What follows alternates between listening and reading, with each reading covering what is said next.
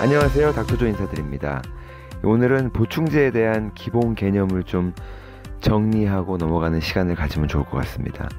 관심들은 많으신데 개념은 잘 안 잡혀서 헷갈려 하시는 부분도 많고, 그러다 보니까 무슨 광고하면 막 사서 드시는 것 같아요. 그러면 안 되는 거거든요. 그리고 또 카페나 유튜브에 질문하신 것들 중에 좋은 질문들이 있어요.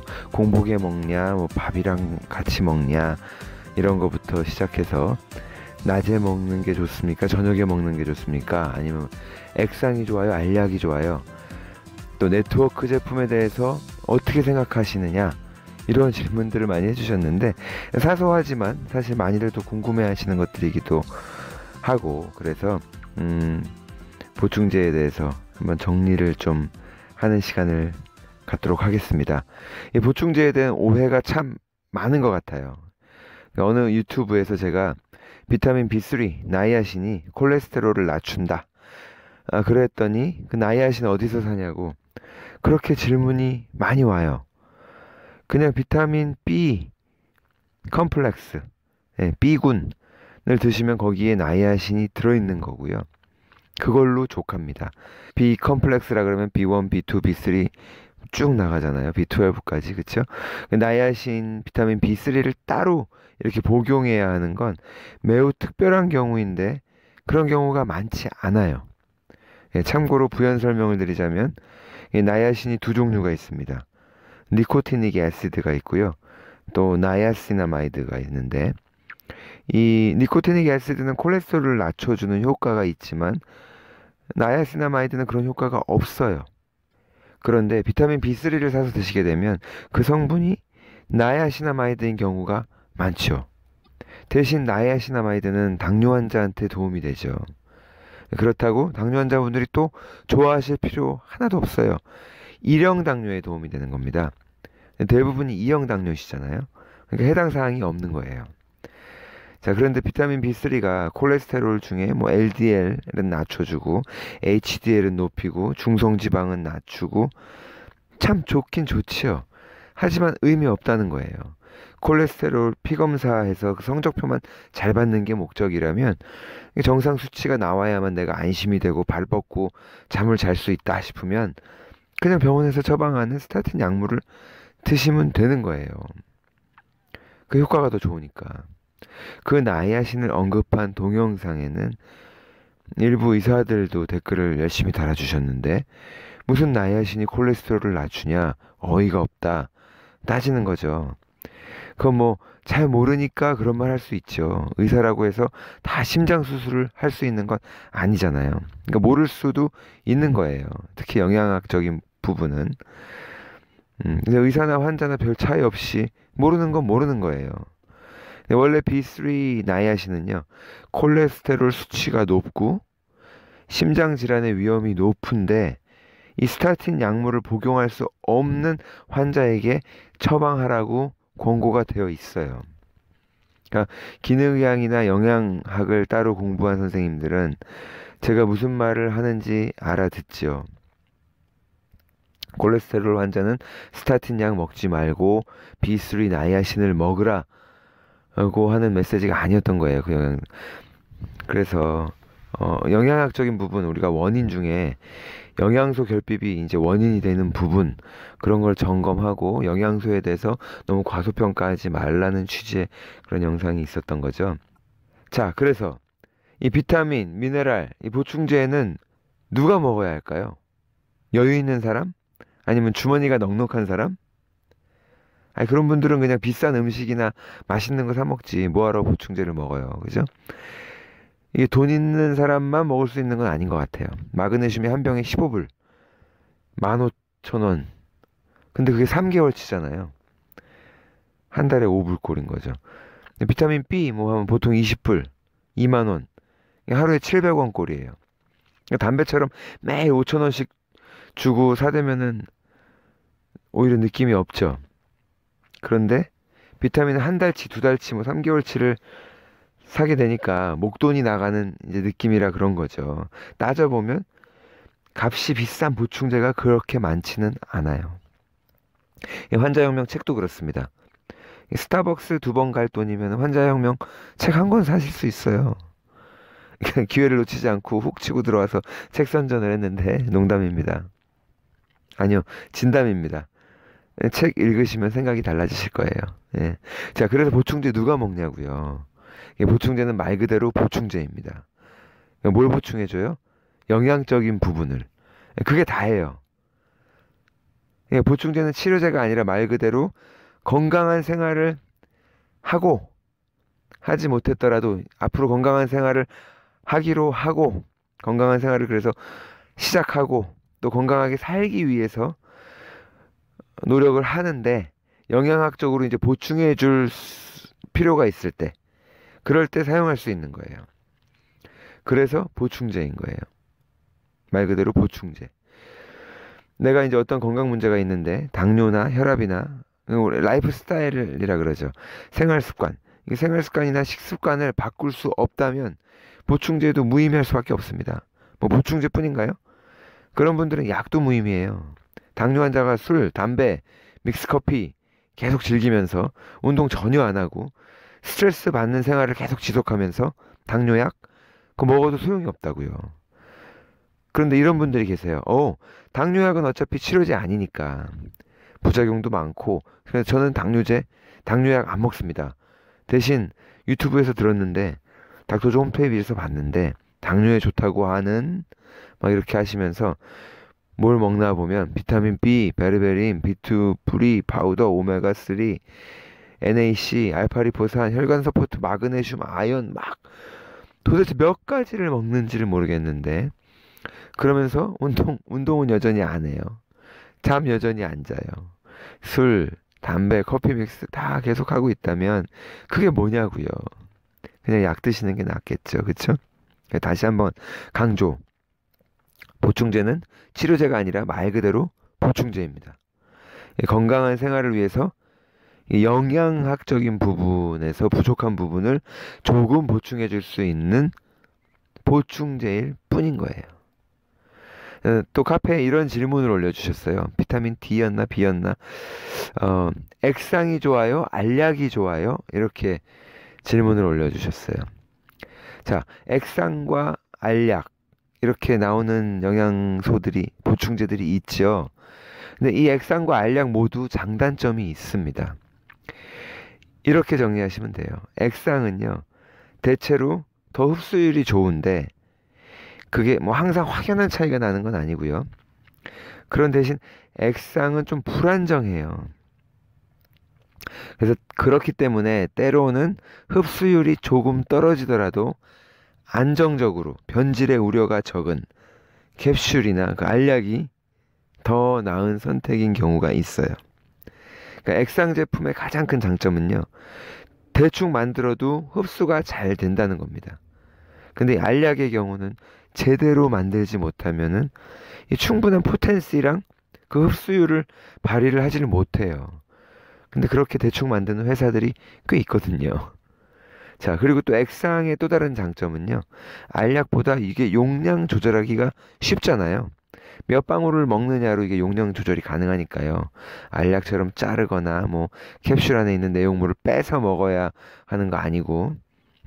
그런데 액상의 가장 큰 단점은 불안정하다는 거예요. 그래서 유통기한이 짧다는 거예요. 그러니까 단가가 올라가죠. 좀 더 비싸겠죠. 시간이 조금만 지나면 유효 성분의 효과가 줄어들 수도 있다는 거예요. 대표적인 게 비타민 C, 그리고 엽산이 그렇습니다. 비싼 돈 주고 샀는데 유통 과정에서 유효 성분이 다 날아가 버리면 어떡해요? 그럼 안 되잖아요. 그리고 또 프로바이오틱스 같이 위장을 안전하게 지나가야 하는 제품들도 액상이 좋을 리가 없죠. 반대로 미네랄은요 대체로 안정적이기 때문에 액상이라고 하더라도 변질의 우려가 적어서 흡수율이 높은 액상 제품을 선택하는 게 나을 수도 있는 거고요. 그 대표적인 게 마그네슘이죠. 자, 이번 여름에 한참 더웠는데 이 미국에서 배송할 때는 뭐 차량이랑 창고에 냉방 시설이 잘 돼 있는데요. 국내 택배 업체 이제 배송 차량이 더운 경우가 많아요. 택배 하시는 분들 여름에 정말 고생이 많으시겠더라고요. 다 그런 건 아니지만 어떤 차는 이제 에어컨이 좀 시원치 않아서. 자, 그래서 더운데 배송을 해도 괜찮을까? 이런 질문들도 하셨어요. 우선 괜찮은 것들. 이 대부분의 미네랄 제품들이 열에 강한 편입니다. 그리고 또 코큐텐. 코큐텐도 젤에 들어있어가지고 열에 약할 것 같은데 젤은 약할지 몰라도 안에 있는 코큐텐은 강한 편입니다. 코큐텐은 원래 우리 몸에서 만들어지잖아요. 그래서 사람 체온 이상의 온도에도 잘 견디는 거예요. 또 반대로 더운 여름에 피해야 하는 것들은 이제 오메가3 오일 종류랑 비타민 C. 예, 근데 비타민 C는 이제 열보다는 오픈을 하고 난 다음에 공기 접촉에 더 약한 건데요. 그래도 좀 더운 여름에는 피하시는 게 좋죠. 그리고 식물 영양소들 중에 또 이렇게 열을 받았을 때 약효가 떨어지는 것들이 있습니다. 그리고 이런 질문도 해주셨어요. 특정 비타민을 이게 저녁에 먹는 게 나아요? 낮에 먹는 게 나아요? 이렇게 물어보셨는데, 자, 비타민 D, 비타민 B는요, 가급적이면 오전에 또는 점심에, 아니면 마그네슘은 이왕이면 저녁 식사 후에, 이렇게들 많이 알고 계신데요. 저도 그렇게 카페에다가 답변을 달아드렸고, 하지만 너무 집착하지 마시고 본인 생활 패턴에 그냥 맞추시면 됩니다. 이게 수면 습관에 관여할까봐 그러는 거지 흡수율에 큰 차이가 있는 건 아니에요. 그러니까 비타민 D가 불면증을 유발할까봐 낮에 먹으라는 거고, 마그네슘은 수면에 도움이 되니까 저녁에 드시라는 거죠. 그러니까 알면 좋은 정보긴 하죠. 근데 본인은 큰 영향 안 받으면 그렇게 중요한 건 아니라는 거예요. 그러니까 강박관념을 가지고 막 시간까지 지키시면서 스트레스 받으실 필요 없어요. 왜 커피 마셔도 잠만 잘 자는 사람들 있잖아요. 그런 것처럼 나는 별로 영향을 안 받는다 그러면 무시하셔도 됩니다. 또 많은 질문이 이제 공복에 먹어요? 밥 먹고 뭐 직후에 먹어요? 30분 후에 먹나요? 이 질문들 많이 하셨는데요. 이 영양소 중에는 산성 환경에서 흡수가 잘 되는 것들이 많지요. 특히 미네랄 종류 거의 다 그렇고요. 대표적인 뭐 칼슘이나 마그네슘. 산성 환경이라는 게 뭐예요? 위산을 얘기하는 거죠. 위산. 그러니까 위산이 분비가 되는 때는 밥을 먹을 때니까. 그러니까 식사와 함께 먹으라는 거예요. 그리고 또 이제 공복에 먹었을 때 속이 불편한 분들도 있으니까 식사와 먹으면 좋죠. 그러니까 비타민 중에 지용성 비타민 있죠. 비타민 A, 비타민 D, 비타민 E 뭐 이런 것들. 지용성 비타민은 지방을 흡수하는 것과 같아요. 그러려면은 지방을 분해하는 담즙 효소가 잘 배출이 돼야 되는 거예요. 담즙 효소가 언제 나와요? 예, 지방기 있는 음식을 먹을 때죠. 그러니까 위산이든 뭐 담즙이든 결국은 밥 먹을 때 다 나오는 거니까. 그래서 거의 대부분의 보충제들이 밥을 먹을 때 먹는 게 흡수하기에 좋습니다. 프로바이오틱스처럼 이제 위산에 약한 것들 몇 가지 빼고는요, 다 식사랑 같이 드시면 되는 거예요. 이제 반대로 오메가3는요, 소장보다는 위장에서 더 흡수가 잘 돼요. 그런데 이거 생선 냄새 나니까 먹고 트름할 때 생선 냄새 넘어오고 이런 게 싫으신 분들이 있어요. 그래서 그런 분들 또 먹기 편하라고 위장을 다 지나가게끔 엔테리코트가 된 제품들이 있는데 사실은 흡수율을 떨어뜨리는 거예요. 라이프 익스텐션 크릴 오메가 그래서 하루에 4알이나 먹죠. 예, 반면에 닥터올프스는 하루 2알만 먹어도 된단 말이에요. 냄새가 올라오시는 게 싫으신 분들은 식사 후가 아니라 식사하시기 전에 드시는 방법이 있고요. 그리고 냉동실에 얼려서 보관하시면 돼요. 그럼 먹기가 훨씬 수월합니다. 자, 대부분의 영양제 보충제들이 이제 밥 먹을 때 먹는 게 좋다고 말씀을 드렸는데, 자, 근데 내가 깜빡했어요. 밥을 먹고 바로 비타민 B 먹었어야 되는데 깜빡하고 벌써 밥 먹은 지 꽤 지나가지고 어떡하지? 이럴 때는 걱정하지 마세요. 보충제는 약이 아니고 영양소잖아요. 식품에 가깝기 때문에 그냥 음식처럼 취급하시면 되는 거예요. 생각났을 때 드셔도 되고요. 며칠 동안 안 드셔도 됩니다. 저는 보충제를 다양하게 먹는데 진짜로 그렇게 먹습니다. 건너뛰는 날이 많아요. 설렁탕을 하루도 빼지 않고 먹어야만 하는 게 아닌 것처럼. 그렇죠? 보충제는 그렇게 드셔도 되는 거예요. 그러니까 식후에 깜빡하고 안 먹었을 때 아침에 고혈압약 깜빡하고 안 드시고 놀라는 것처럼 놀라지 마시라고요. 고혈압약도 잊어버리지 않고 약만 챙겨 먹고 운동하는 거는 깜빡깜빡 잘도 잊어버리시는 분들은 반성하셔야 되는 거고요. 그런데 이 비타민 B나 뭐 C 먹으면 속이 불편하신 분들, 속이 쓰리다 아프다, 뭐 MSM 먹고 속이 불편하다, 그런 분들은 반드시 음식이랑 드셔야겠지만, 그렇지 않으신 분들은 빈속에 먹어도 흡수율이 엄청 차이 나는 건 아니니까 그냥 생각나셨을 때 드시거나 아니면 스킵하고 내일 드시거나 설렁설렁 하시면 돼요. 네. 근데 중요한 건요, 내가 먹은 게 곧 나다, 이런 이야기를 많이 하잖아요. 그런데 한 발 더 나가서 내가 흡수한 게 곧 나다. 이게 흡수가 잘 되는 제품, 안 되는 제품이 있지만 더 중요한 건요, 흡수를 잘하는 몸, 흡수를 못하는 몸이 있다는 거예요. 예를 들면 갑상선 환자가 미역을 열심히 먹어요. 요오드를 먹으려고. 그런데 이분이 탄수화물만 먹고 고기도 안 먹고 지방도 거의 안 먹어서 담즙의 기능이 약하다. 그러면은 미역 열심히 먹어도 요오드가 흡수가 안 되는 거예요. 예전 방송을 찾아서 들어보시면 자세하게 설명이 되어 있습니다. 비타민 D나 아니면 요오드 편을 찾아서 들어보시면 그 메커니즘을 좀 설명을 드려요. 자, 그래서 이 HCl, 위산, 염산이죠, 염산.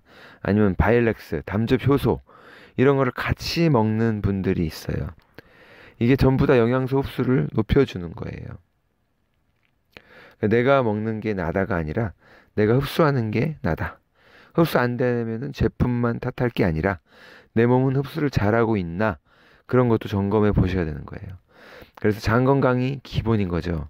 기능의학 선생님들이 김준영 선생님, 이영훈 선생님, 송지현 원장님들이 기승전장 하고 장을 강조하는 이유가 다 있는 거예요. 또 최근에는 카페에서 어떤 분이 이런 질문을 해주셨어요. 네트워크 제품 어때요? 어떻게 생각하세요? 라고 저한테 물어요.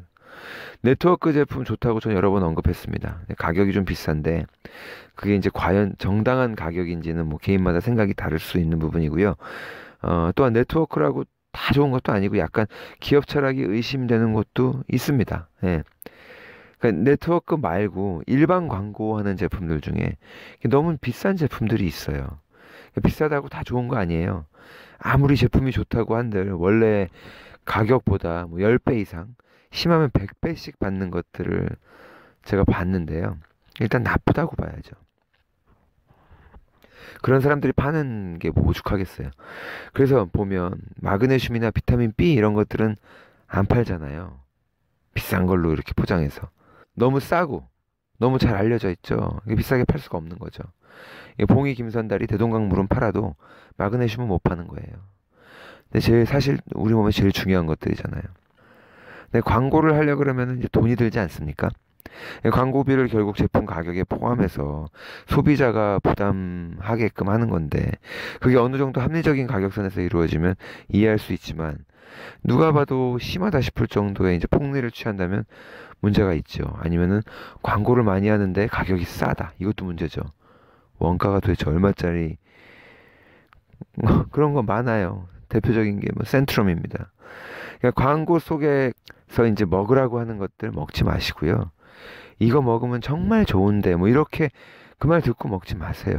이렇게 현혹하는 것들을 드실 필요 없고 본인이 연구해서 나한테 필요한 거 드시면 되는 거예요. 칼슘? 20불이면 되는 걸 갖다가 뭐 60불, 80불씩 받는 나노 칼슘 이런 거 먹지 말라고요. 칼슘이 흡수가 안 된다고 이제 알려지다 보니까 나노 칼슘이 나왔는데, 예, 칼슘 흡수 잘 안 돼요. 어느 분께서 카페에다 나노 칼슘에 대한 질문이 올라오니까 명품 댓글을 달아주셨는데, 칼슘이 크기가 작다고 흡수가 잘 되냐고요. 비타민 D, 비타민 K, 마그네슘, 칼륨 이런 것들 무기질들이 같이 있어주고 뼈가 칼슘을 필요로 하는 환경, 뭐죠? 중력 운동, 뼈에 압력과 스트레스를 주게 되면은 칼슘 흡수가 잘 되는 거예요. 이렇게 광고 심하게 많이 하는 거 그래서 먹지 말라고 하는 또 다른 이유가 있습니다. 특히 관절염 제품들이 몇 년 전에 신문에 크게 기사가 났었어요. 관절염 치료제라 그래서 치료제란 말도 쓰면 안 되죠. 영양제죠. 보충제인데 건강기능식품인데 줄줄이 경고받은 기사 보셨나요? 예, 거기에 엔세이드 소염제를 집어넣어서 만든 거예요. 그러니까 에드빌이나 아스피린 같은 약물. 그게 뭐예요? 차라리 그냥 아스피린을 먹고 말지, 에드빌을 먹고 말지. 돈은 한 10배 더 가까이 비싸게 주고 불법 제조된 거를 먹는 거잖아요. 그러니까 보충제의 그 정량은요. 일일 권장량이 있고요. 그 제조사에서 제공하는 권장 복용량이 있지요. 그런데 개인의 체중, 운동량, 건강 상태, 그리고 또 복용 목적 아니면 의사의 처방에 따라서 복용량을 늘리셔도 됩니다. 체중이 뭐 45kg인 여자분하고 100kg인 남자분이 똑같이 먹으면 말이 안 되잖아요. 그렇죠? 예. 예. 그래서 이렇게 보충제에 대해서 오늘 좀 알아봤고요. 어쩐 일인지 지난주에 환자혁명 책이 예스24랑 교보문고에서 동시에 건강 분야 1위에 올랐다고 합니다. 예전에 차기 초반에 1위 했던 거는 알겠는데 그냥 베스트셀러로 순위권 안에만 있는 것만 해도 대단한데 다시 1위를 했대요. 그래서 여러분들께 감사드리고요. 참 보람 있는 일이 아니었나 생각합니다. 이 책이 많이 팔려서 보람이 있었다는 얘기가 아니라 사람들이 반응을 해주시고 또 동의해 주시는 거에 감사를 드린다는 의미고요. 이 대한민국에도 기능의학과 이 기능의학의 정신이 올바르게 자리 잡았으면 하는 바람입니다. 예, 방송 들어주셔서 감사합니다.